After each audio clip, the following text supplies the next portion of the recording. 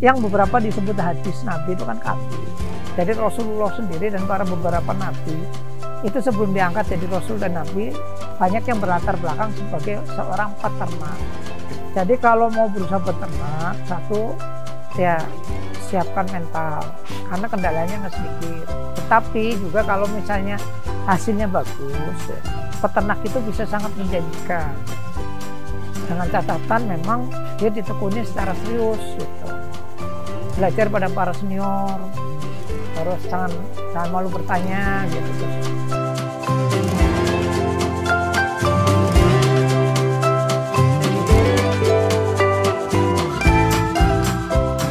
Assalamualaikum warahmatullahi wabarakatuh. Nama saya Bambang Eko Prianto.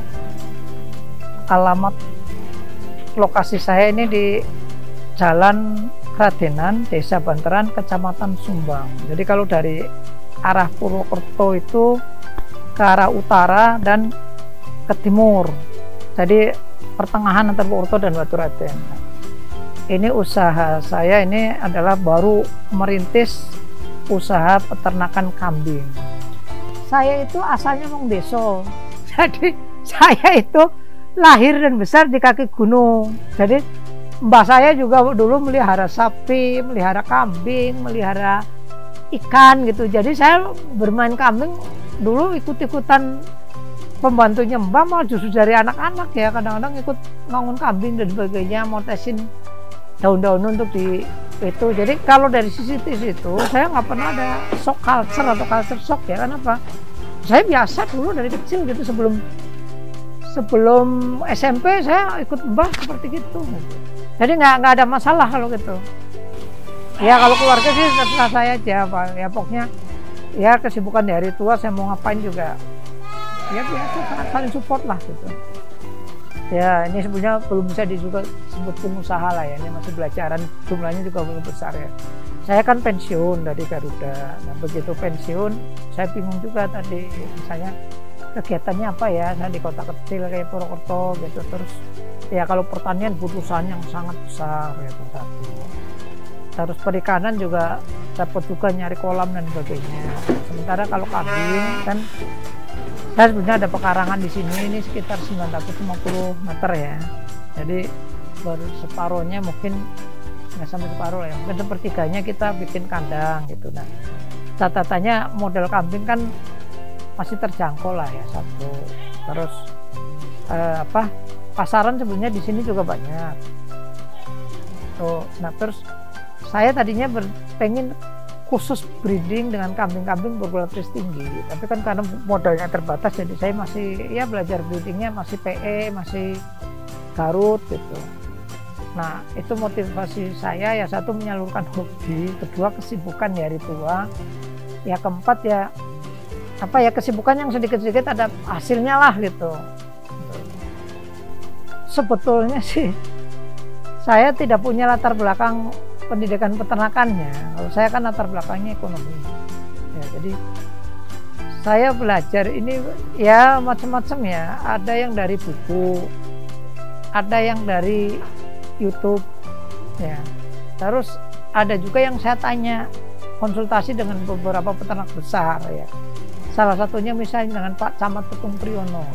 Saya beberapa kali belajar sama dia, WA dia juga kadang-kadang kalau ada penyakit masih nanya-nanya ke beliau, dan beliaunya masih sangat banyak membantu gitu. Salah satunya beliau. Jadi kalau di sini kita memang campuran ya. Jadi kita tidak fokus pada satu jenis ya, tapi kita ada breeding, ada rising, ada fattening gitu. Jadi fattening itu biasanya untuk persiapan Idul Adha khusus yang terbesarnya gitu. Walaupun ada juga satu dua yang untuk orang kekahan atau hajatan.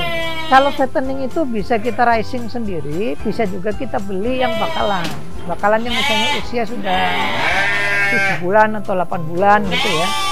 Yang masa peliharaan 3-5 bulan itu untuk Idul Adha. Nah kalau rising itu kan kita membesarkan dari pasca sapi. Pasca sapi kan sekitar 3 bulan itu sampai dengan menjelang digemukan gitu. Nah kalau breeding kan jelas kita untuk mengawinkan jantan betina untuk diambil keturunannya gitu. Kalau breeding waktunya relatif lama, satu. Terus kedua, harganya lebih tinggi, harga indukannya, harga pejantannya apalagi gitu ya. Terus itu ininya ya, itu apa minusnya. Plusnya memang kalau hidup itu marginnya paling tinggi. Kalau fattening ini kebanyakan kita beli. Nah masalahnya pembelian kita itu kendalanya adalah kalau beli ke pasar itu harus bolak-balik, karena mungkin sekali kita pergi mungkin 3-4 ekor, kalau kita banyak susah. Nah kalau kita beli pengepul supplier itu rata-rata banyak kan di luar Jawa, misalnya kayak di Lampung dan sebagainya, itu orang dulu ya, itu kendalanya kambing kecapean. Terus di sana juga pengepul datang ke sini misalnya kambing campuran, ada yang bawa budik, ada yang bawa kutu dan sebagainya gitu. Jadi biasanya sebulan pertama kendala penyakit relatif banyak ya, satu gitu kalau untuk fattening. Apalagi penyusuan pola makan ini kan kita di sini pakai silase sama pakai konsentrat. Sebulan pertama itu 85% kambing mencret karena ganti dari tambahan daun-daunan dirubah ke silase sama konsentrat dengan protein tinggi. Itu biasanya nggak kuat gitu. Ada penyusuan 1 bulan sampai 1,5 bulan lah pasti ngedrop gitu.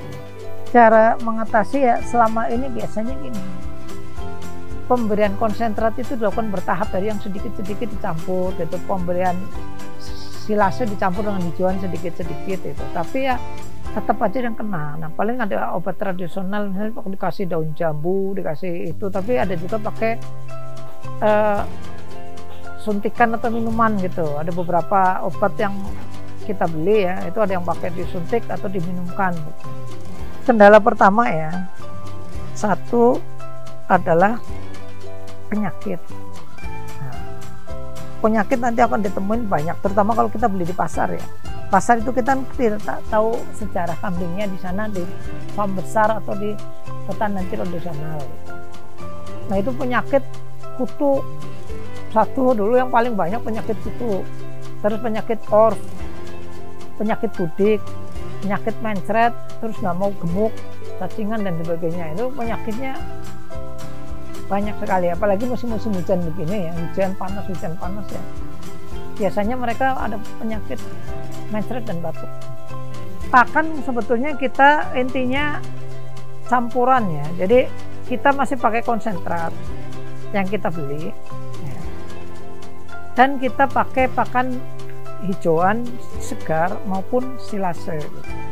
Jadi kalau silase itu kan ada diolah dengan difermentasi gitu ya, dimasukin. Kalau bapak nanti lihat itu ada banyak drum itu per drum itu kapasitas 150 liter, tapi kalau kita padatkan dengan silase biasanya sekitar berat 90-95 kilo ya. Nah itu kita campur, yang kita buat itu rumputnya ada pakcong, ada gama umami, plus ini apa, dedak sama molase gitu. Nah itu yang kita bikin fermentasi. Nah yang hijauannya kalau kita langsung ngarit dari ladang, kebetulan kita juga punya apa kebun rumput gama umami dan pakcong ya, ada beberapa yang mati ya. Jadi memang penyakit itu ya ada beberapa mati, terus ada yang nggak mau gemuk, ada yang diobatin sembuh gitu ya, macam-macam lah gitu ya. Tapi yang paling berat yang saya alamin adalah satu, biasanya mencret dan lumpuh. Iya, itu walaupun kita pakai obat tradisional, obat kimia dan sebagainya ya, kalau penanganannya sangat cepat bisa hidup. Kalau terlambat ya, udah terlalu parah ya, biasanya suka mati juga gitu. Apalagi kalau yang cempe ya, cempe di bawah 3 bulan itu kalau mencret itu susah gitu. Walaupun kita pakai obat pabrikan dan sebagainya, ya kadang sembuh, kadang nggak tertolong gitu. Kalau saya memilih 2 jenis, satu ya domba sama kambing gitu. Nah kambingnya di sini saya ada Jawa Randu sama PE betinanya. Dombanya, perempuannya semuanya garutan sementara ini. Nah, jantannya yang kita bedain karena kita cross supaya hasilnya lebih bagus itu ya, bobotnya, karkasnya dan sebagainya lebih bagus itu. Ya kalau saya pertama, kalau untuk indukan ya yang saya lihat misalnya dari tinggi dan panjangnya satu, jadi dia harus masuk grading untuk breeding, bukan untuk potongan. Nah, jadi pasti lebih tinggi dan lebih panjang. Jadi misalnya indukan ya, kalau indukan PE saya ngambilnya yang di atas 85 gitu. Kalau Jawa Randu 80, walaupun kalau di pasaran kan indukan banyak yang 65 cm begini, itu dari sisi postur ya. Terus kedua dari sisi mengkilat enggak misalnya bulunya. Kalau kambing sehat itu kan mengkilat. Satu, terus dari posisi kakinya yang besar-besar, terus matanya harus jernih sebagainya gitu ya. Kalau saya beda kualifikasi, kalau untuk breeding sama untuk fattening tuh beda kelas itu ya misalnya gitu. Jadi kalau misalnya pejantan ya, saya beli itu tingginya 95 cm itu kalau Bapak lihat yang PE gitu. Tapi ini ada keturunan PE juga ya, mungkin tingginya cuma 70-an berapa gitu. Walaupun nanti dipaksa sampai usia dewasa ya, paling-paling ini di bawah 80 cm. Karena untuk potong panjangnya juga gitu. Jadi gradingnya berbeda gitu.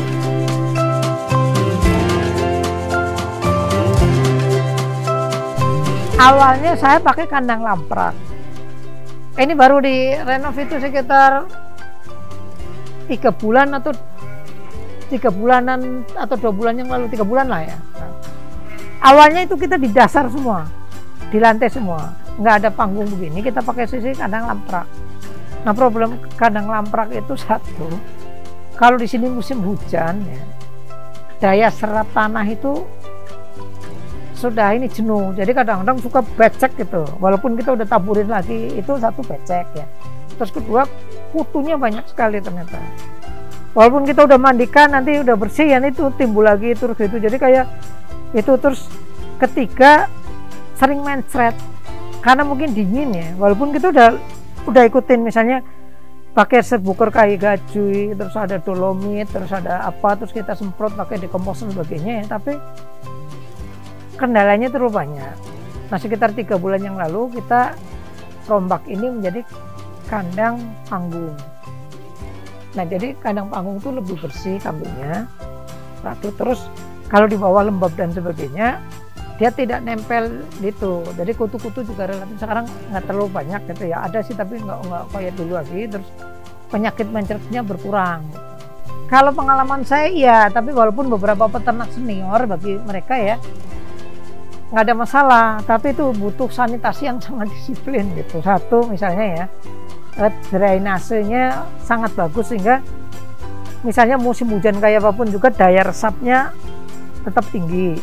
Terus kedua disiplin tiap minggu melapisi ini apa kayak gergajian yang itu yang baru lagi dengan ketebalan tertentu. Terus ketiga misalnya dekomposernya juga harus lebih disiplin gitu. Terus pakannya tidak boleh terlalu kandungan airnya tinggi, karena terlalu tinggi nanti kencingnya terlalu banyak ya. Jadi daya serap ininya jenuh, becek. Nah udah becek penyakitnya macam-macam nanti. Ada batuk, pilek, mencret, kembung gitu. Nah kotoran selama ini ya, saya nanti kalau udah agak tebal, terus saya masukin ke karung ya. Saya taruh nanti. Selama ini saya pakai sendiri untuk memupukkan rumput yang Gama Umami, Pakcong dan yang lain gitu ya. Nah, terus tetapi untuk mengurangi bau ya, setiap minggu sekali itu akan disemprot dengan dekomposer supaya mendekomposisi, jadi sehingga berkurang baunya atau malah baunya hilang sama sekali. Harapan saya sih ini ya, kambingnya terutama yang breeding itu berkembang, anaknya banyak, sehat-sehat, gemuk-gemuk, terus saya bisa meng-crossbreedkan beberapa varietas gitu ya, beberapa jenis lah gitu. Jadi sekarang ini kan sebenarnya saya crossing nih, jadi crossing antara Jawa Randu, PE dengan Boer misalnya. Ada yang saya kawinkan dengan PE juga. Nah, untuk yang betinanya ini kan pure, ini murni Garut ya. Tapi jantannya saya tidak pakai Garut. Saya lagi crosskan dengan cross Awasi. Jadi kambing Awasi dengan betina Garut yang itu induknya, anaknya, nah itu kita crosskan gitu. Karena dengan harapan posturnya lebih tinggi dan lebih besar gitu.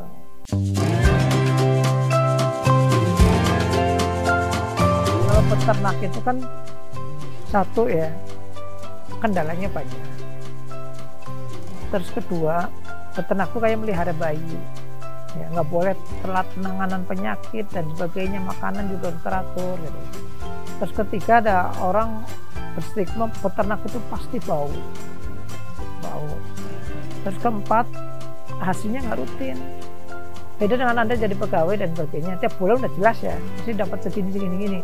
Kalau peternak kan kadang-kadang misalnya kita 5 bulan nggak ada yang beli, 5 bulan nggak ada penjualan gitu. Nanti misalnya pas beli idul ada beli gitu. Ada yang begitu, ada yang nunggu ternyata ada yang sakit atau mati atau harganya turun gitu. Nah itu mungkin bagi anak muda tidak menarik ya dari beberapa kombinasi itu. Kalau orang tua kan sebenarnya karena terpaksa aja. Ya, terus terpaksa kita sudah bekerja di perusahaan juga nggak diterima lagi gitu. Jadi gini, kalau bau itu ya biasanya timbul karena amoniak yang banyak hasil dari sisa pencernaan zat-zat yang tidak tercerna. Jadi satu gitu. Terus kedua, dari kandungan air terlalu tinggi akan produksi urin yang banyak.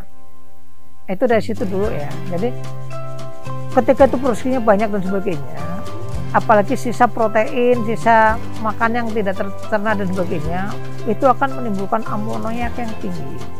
Nah caranya ada dua sisi saya. Dari satu sisi ya, saya mengkombinasikan pakan dengan difermentasi.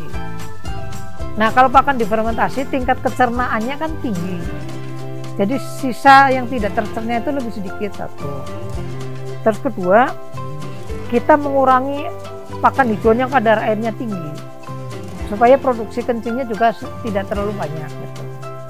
Nah yang ketiga, ketika dia sudah keluar jadi kotoran ya, nah ketika sudah keluar jadi kotoran baik urin maupun ini ya bribil ya, kita setiap minggu kita semprot dengan dekomposer. Fungsinya dekomposer itu ya mempercepat proses dekomposisi urin maupun bribil itu sehingga tidak banyak menimbulkan gas urea gitu, gas amoniak.